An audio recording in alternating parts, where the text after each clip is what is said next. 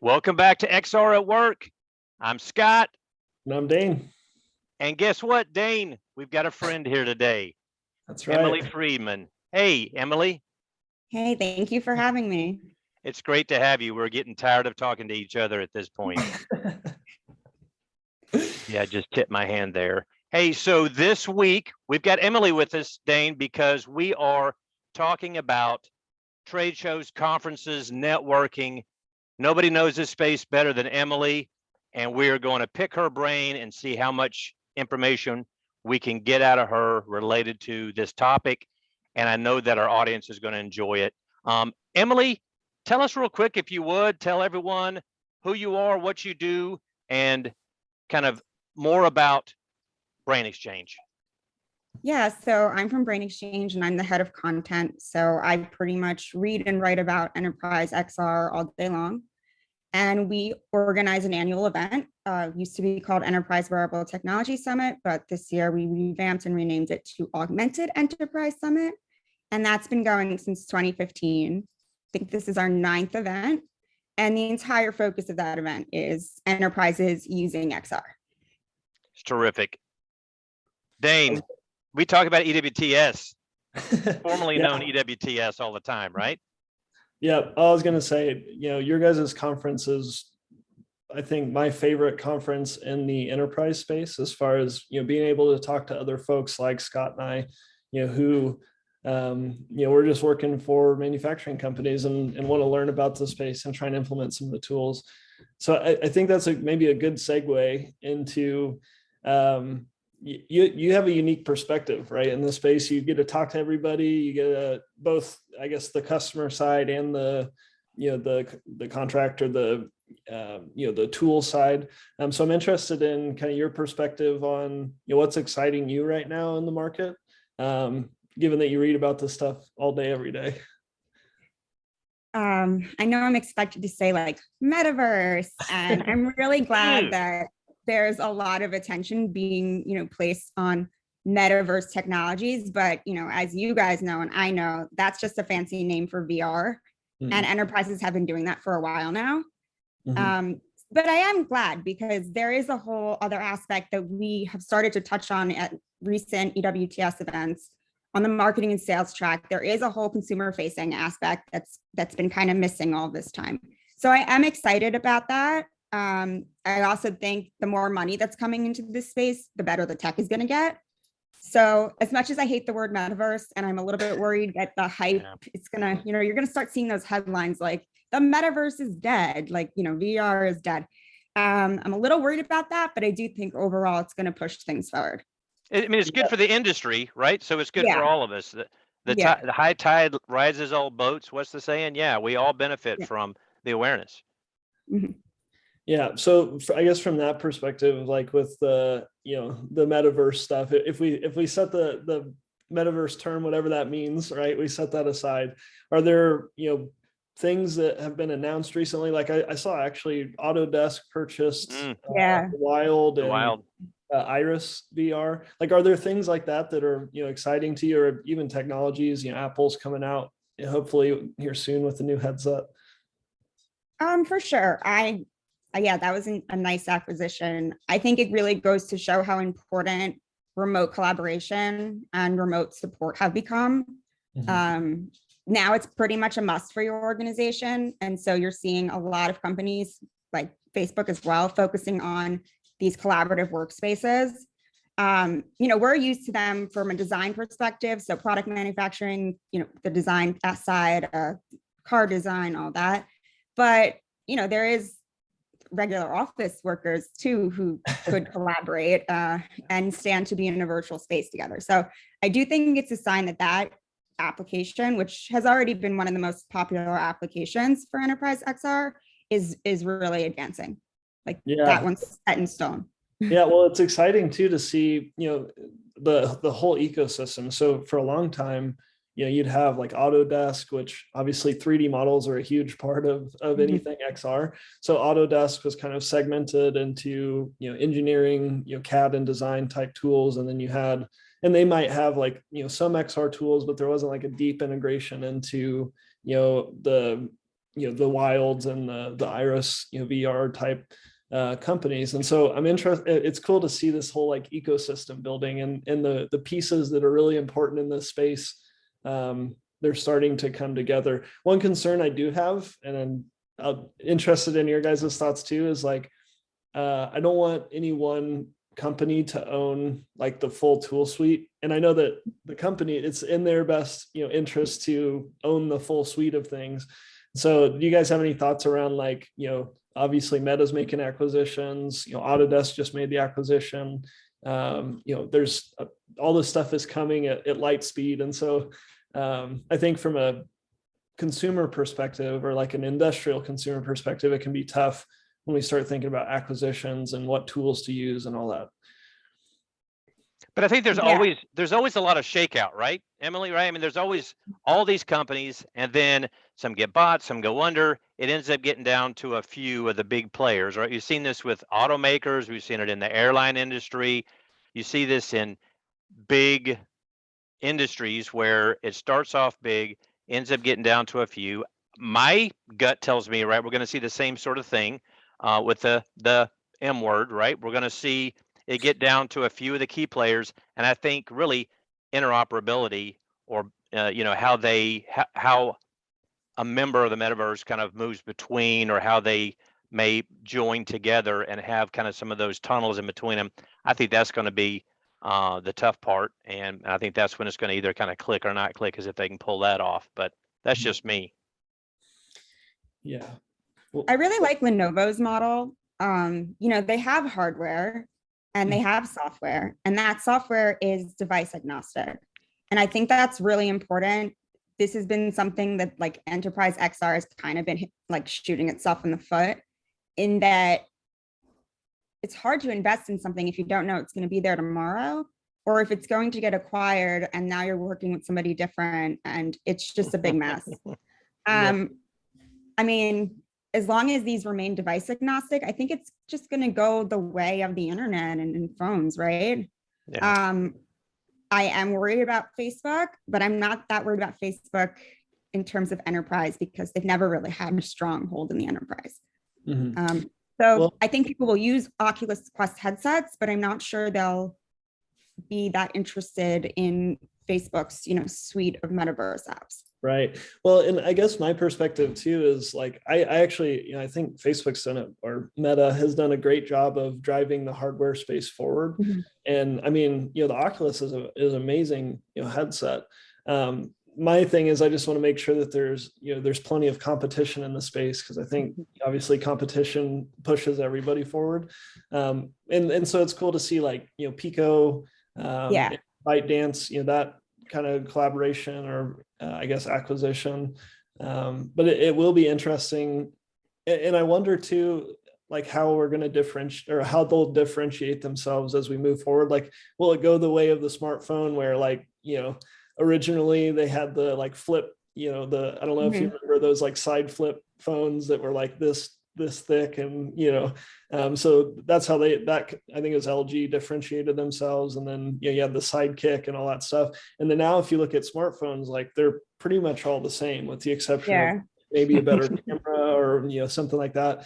And so it'll be interesting to see how like Pico and Meta and HTC and all the players in the space start to, like, if they converge, or if there'll be like branches that the different headsets are kind of follow, I guess. Right. So anyway, I took us on a tangent here. No, that's okay. I mean, it's good. I mean, it's a natural thing, right? That since the pandemic and the lockdowns, right, a lot of stuff went online. We're still, like in my day job, we're still looking right at do we go back in? Do we have a hybrid work? How does technology enable collaboration when people are still in different locations? But I mean, what I would ask you guys, and certainly Emily, we want your perspective on this, is, are we going back in person for conferences? I mean, is, the big subject line for today's, podcast, right, is, are XR conferences worth it anymore, right? Do we need to go back in person? Should we just be attending online? I mean, certainly you have a vested interest in this at BrainXchange with AES, but I mean, kind of what's your thought? I mean, are we going to head back in? Will it always be different? Will it ever get back to normal? Or what's that going to look like in the near term? Yes, so I am a little bit biased. Yeah. Obviously, I'd love to return in person. And I think especially with XR technology, it has been difficult to move that online.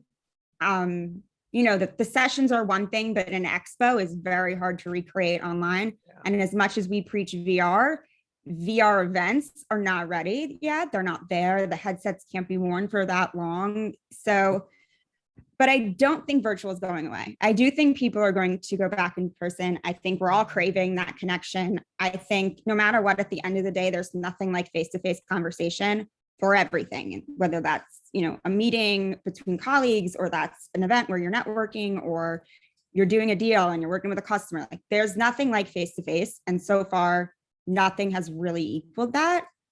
But on the other hand, I do think there's always going to be a virtual component, because it did, you know, level the playing field a bit as far as who could attend events. If you think about an event like an AES, it's expensive. Companies have to, you know, front that money for you to pay for you to go. And it's going to probably be the head of the team and not really the team members who are going. So I think that has been a nice part of it. And I'm particularly thinking about women, because, you know, there are a lot of women in the XR space in general. Women are a huge part of XR. Like, there's, of course, a women in tech issue and the dearth of women, but actually there's a lot of really key players like Kathy Heckel in XR as a whole. As far as enterprise XR, because for AES, for example, the speakers are coming from innovation, R&D, operations side of heavy industry and these big industrial companies, there's just not as large a pool of women. There are, I think that Enterprise XR has totally been led by women, like Peggy Gulick and Shelly Peterson. Peggy was from AGCO, and now she's at Kohler, and Shelly's at Lockheed.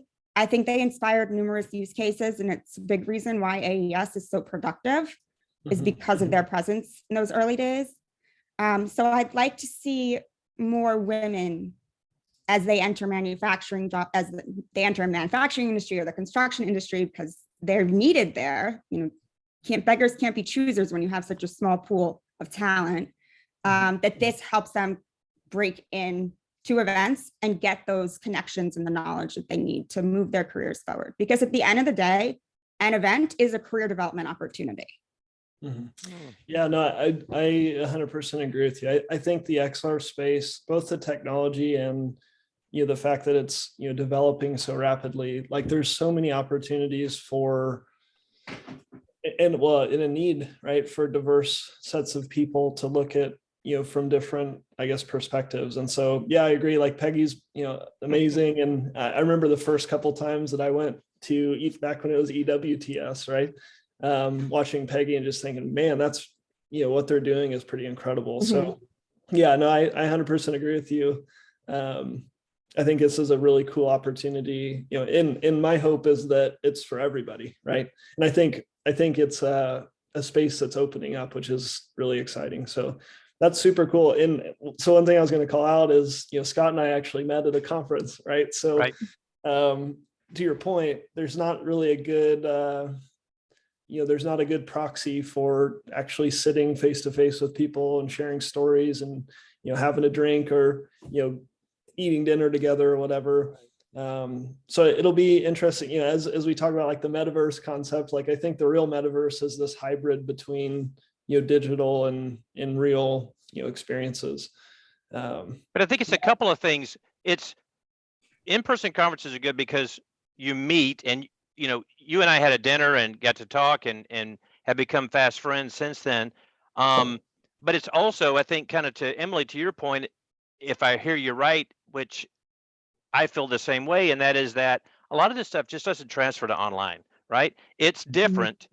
I've never had, you know, I call it the kind of oh shit moment, right? When you put a VR headset on someone's head for the first time and they go, oh crap, this is amazing, right? Those moments, that didn't really happen on Zoom calls, right? Or Teams calls. It happens in person, and it's so valuable, and it really codifies that experience and that the technology in someone's brain and in their heart. And it's like, we need that in face to face, you know?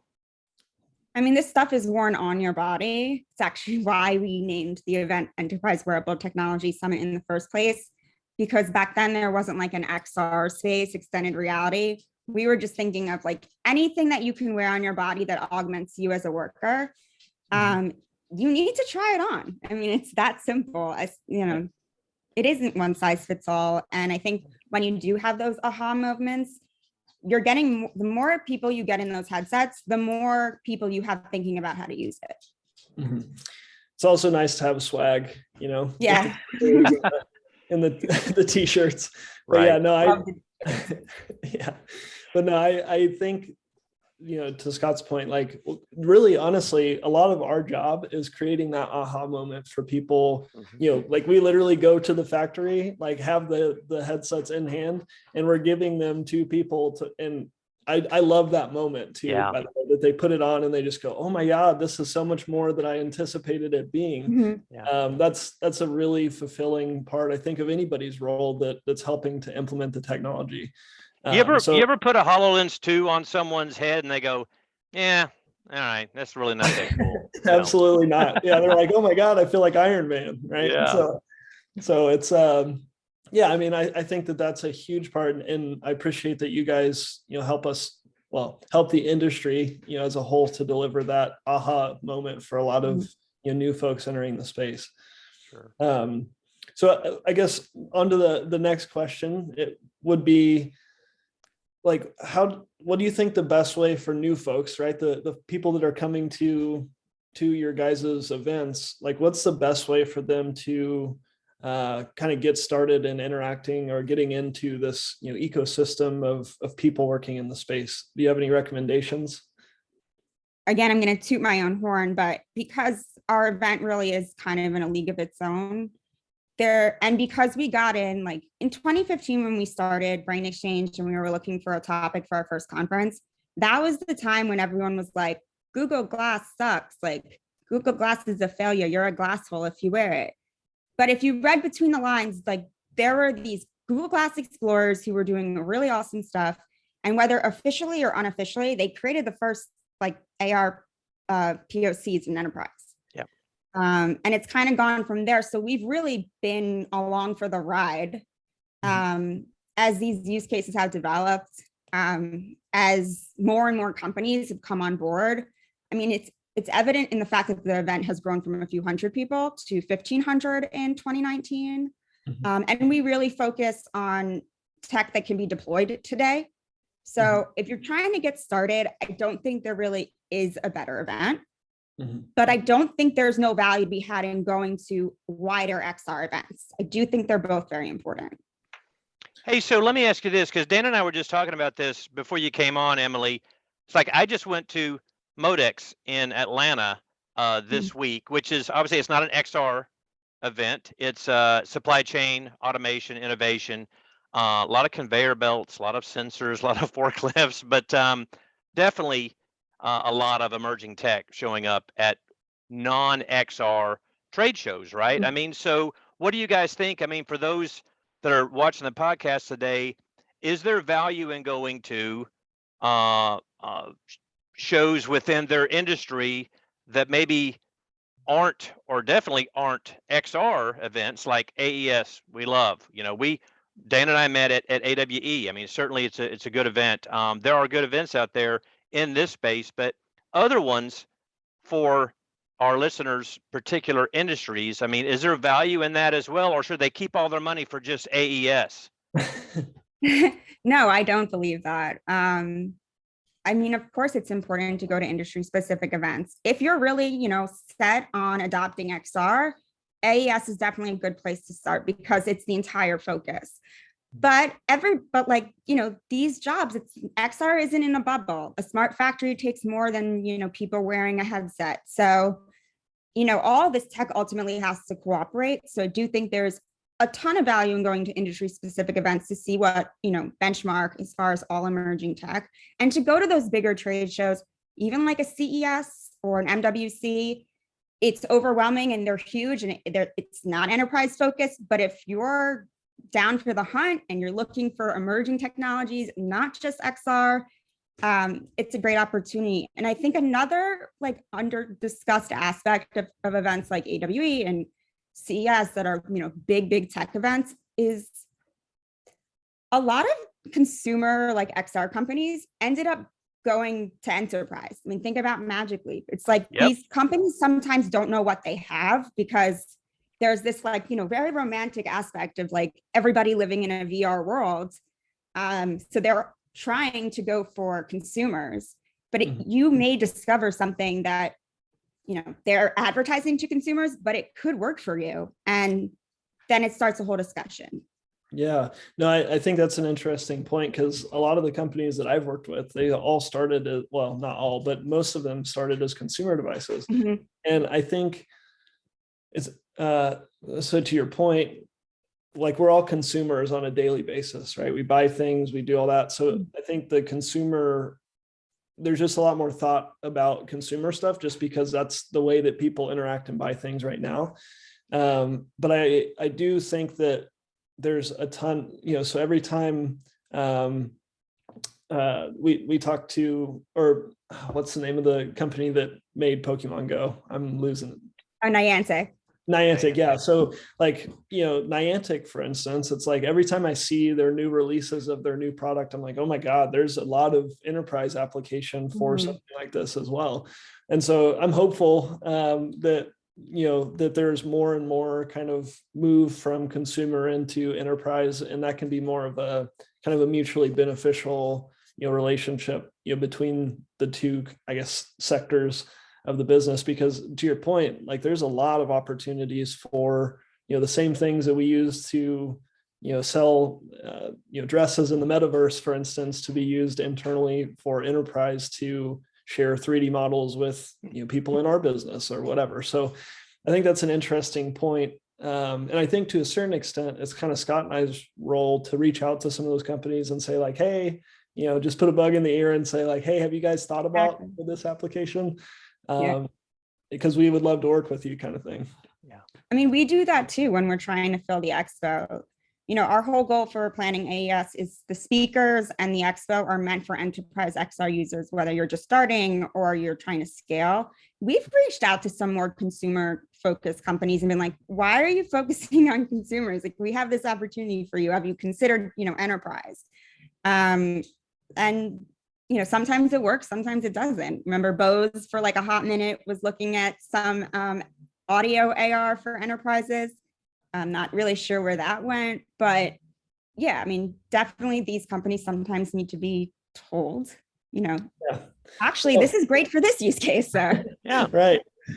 No, well, I used to work in consumer VR, right, and putting basketball games in headsets for people in their living room, and I think, and I saw this where people will say, well, why would you leave consumer and go into enterprise? And I say, because it's tough to sell headsets or software in the consumer market one at a time. Headsets in particular. Look at what happened with Meta. You get a big push around Christmas. Everybody buys them if they can afford them for their kids around Christmas, and then nothing the rest of the year, maybe birthdays or something. But enterprises, we buy all year long, right? And we buy big quantities. They're bigger sales cycles, longer sales cycles. But when you shift over and make your platform or your devices available to the enterprise side, now you're not just beholden to parents buying them for kids or gamers buying them one at a time online. Now you're like, I buy chunks of devices at a time, right? So there's got to be another revenue stream for these companies in enterprise. Makes sense. You would think, right? Yeah, well, so, and I think too, the thing that is a struggle when companies do convert from consumer to enterprises, it's like, it's a very different model, right? Like, you don't want to have to like have everybody go to your company app store to buy every single application that goes on, a device, or you have to be concerned about, security and does it? Oh, security, yeah. Yes, Mhm. does the same security apply in like enterprise versus consumer? And so that's actually a kind of a challenge that we run in, at least I run into, and Scott, I think you probably do as well, is like there's a lot of cool stuff on the consumer market. And we're like, oh, we're gonna go get that and we're gonna test it. And then we get it into the, into the business, and it's, there's some things that we have to work through as far as security and all these other things. So Right. So I wanted to ask you guys something as well. So when we think about, like, when I think about AES, I think about an event every year, which of course, again, we love AES and we love events, right? But I think another valuable thing there, tell me if I mean, Dane, you getting much out of this kind of trail benefit, which is after the event's over, there's still good content on the websites. There's still those relationships. There's the blogs. I mean, Emily does a great job with the blog on BrainXchange, and sometimes she gets these crappy guest authors like me that'll write a post, but for the most part, she does a good job. I mean, what about all the? I mean, does it have to just be an event, or can it someone like BrainXchange or even South by or AWE or ARVR Association? How much value is there the other 11 and a half months out of the year from these organizations? What should people keep in mind with that?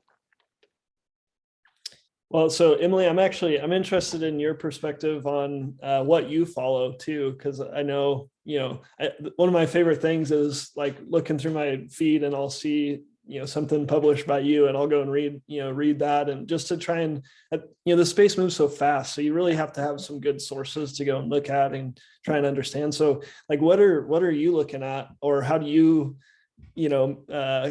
stay in touch with everything that's going on in the market?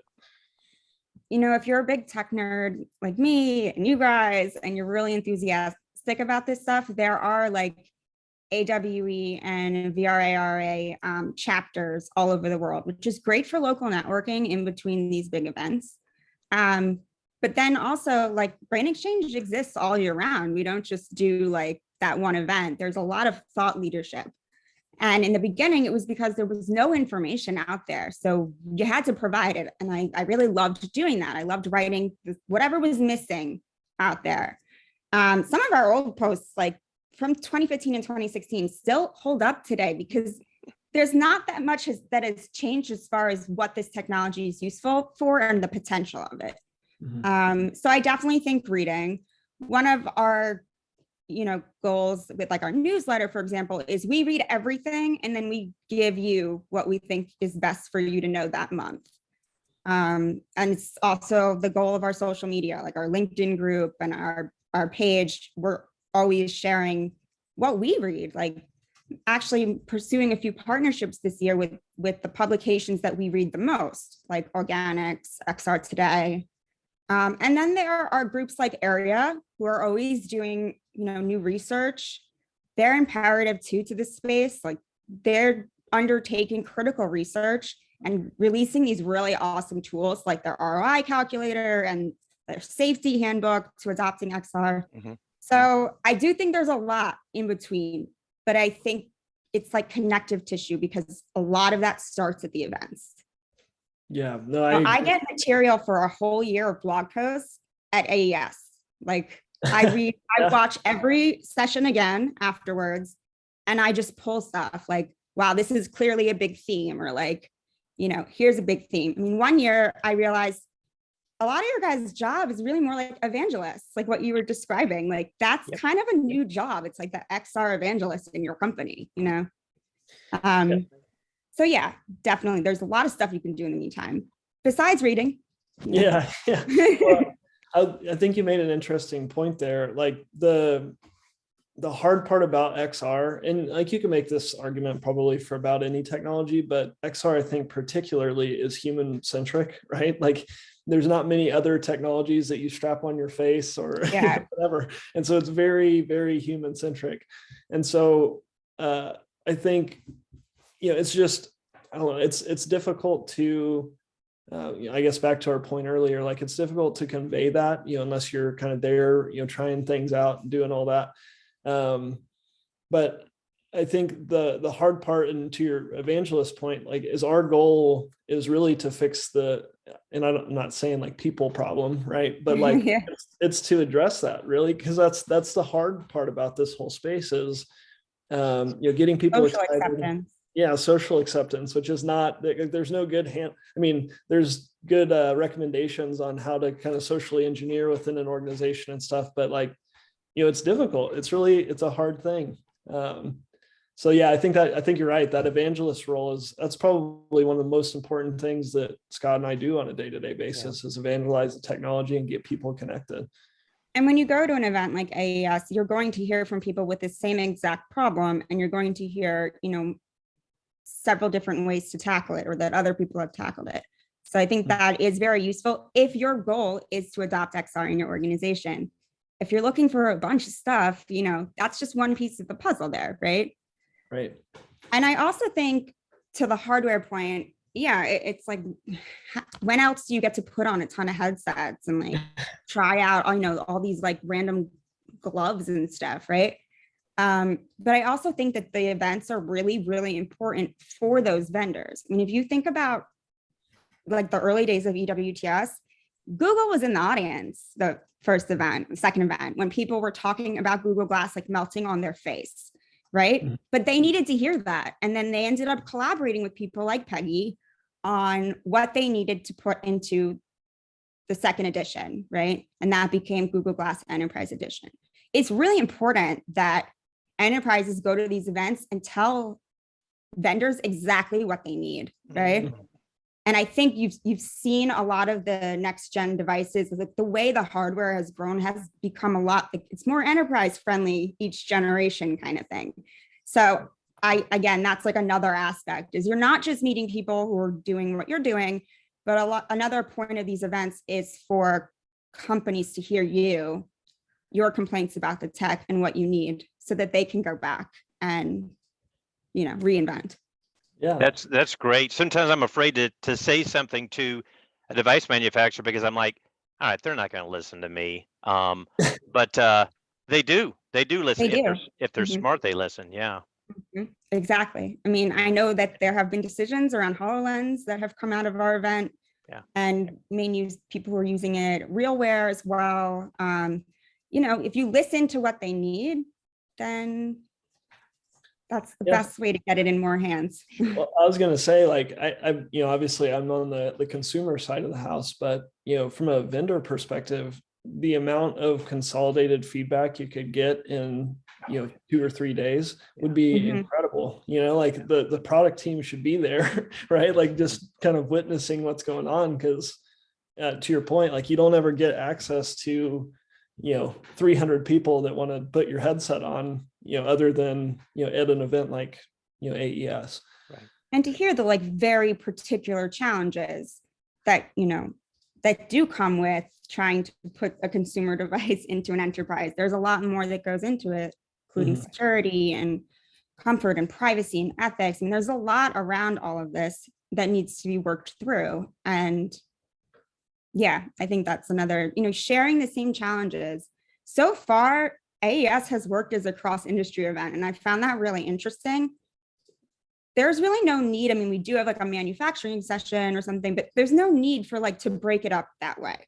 There are like a certain number of applications, and what changes is your work environment or the people who are actually wearing the headset, and then whatever your requirements and regulations are.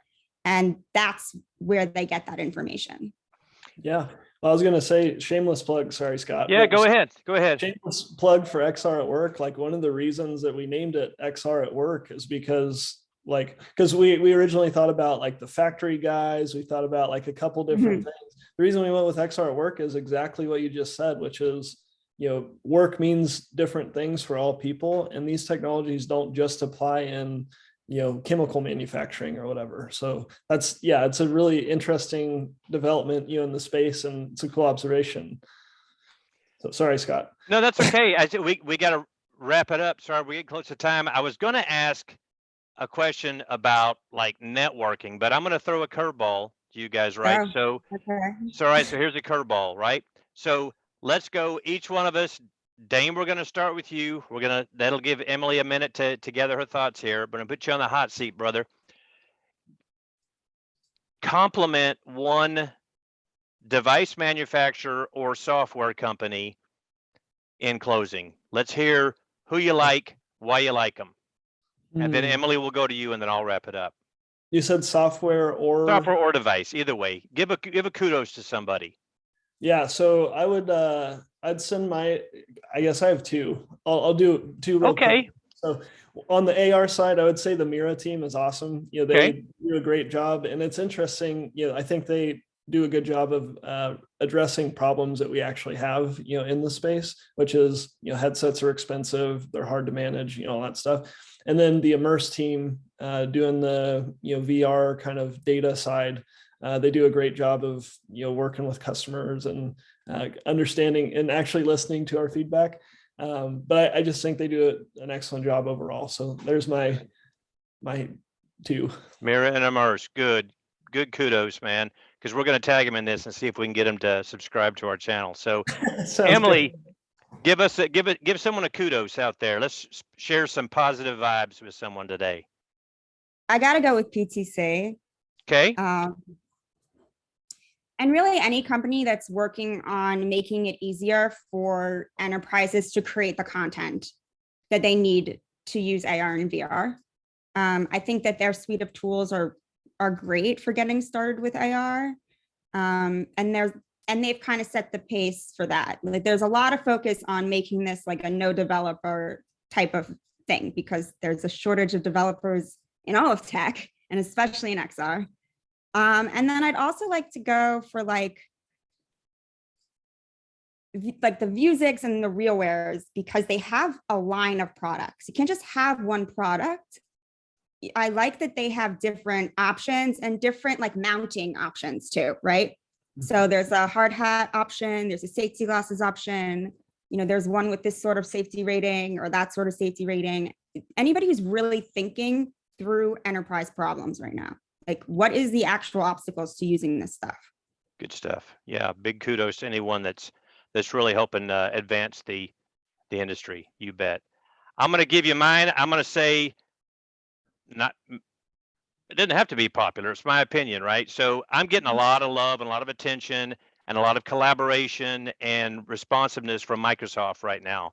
I haven't always got that, right? It was a little bit tough starting off. A lot of people on the calls, not a lot of folks that were necessarily the right person on the calls, but we have weekly calls.